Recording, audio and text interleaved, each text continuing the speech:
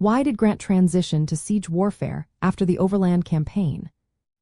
Imagine fighting a war where every battle wears down your opponent bit by bit. That's what Ulysses S. Grant aimed for after the intense fighting of the Overland campaign. During the battles in Virginia in May and June of 1864, Grant's Union forces faced off against Robert E. Lee's Confederate Army in brutal fights like the Wilderness, Spotsylvania Courthouse, and Cold Harbor. These fights caused heavy losses on both sides, but Grant's goal wasn't just to win battles. He wanted to weaken Lee's army so much that it couldn't fight back effectively. After these fierce battles, Grant realized that defeating Lee's army in open combat was becoming too costly.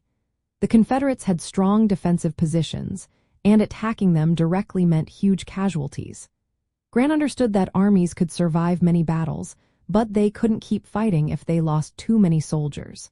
So, instead of trying to win through more direct assaults, he shifted to sea warfare. This meant surrounding key Confederate positions like Richmond and Petersburg and cutting off supplies. Grant had a big advantage in logistics. The Union had better supplies, more railroads, and a steady flow of food and equipment.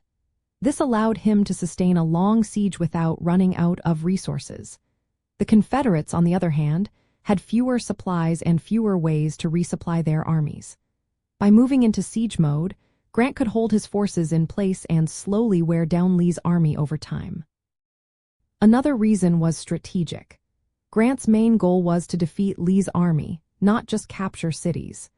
By pinning Lee down in a siege, Grant prevented him from launching counterattacks or moving to other parts of Virginia. This also helped Union forces in other campaigns, like those in the Shenandoah Valley and the campaign against Atlanta in Georgia. Tactically, the battles of the Overland campaign showed that attacking well-entrenched positions was very costly. Siege warfare allowed Grant to use his larger numbers and artillery to gradually break down Confederate defenses.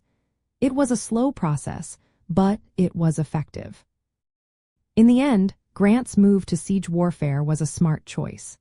It aligned with his goal of weakening the Confederacy and setting the stage for its eventual surrender. It was a shift from quick, mobile battles to a more methodical approach that used his resources wisely. Even though it meant a longer, bloodier fight, it helped bring the war closer to its end.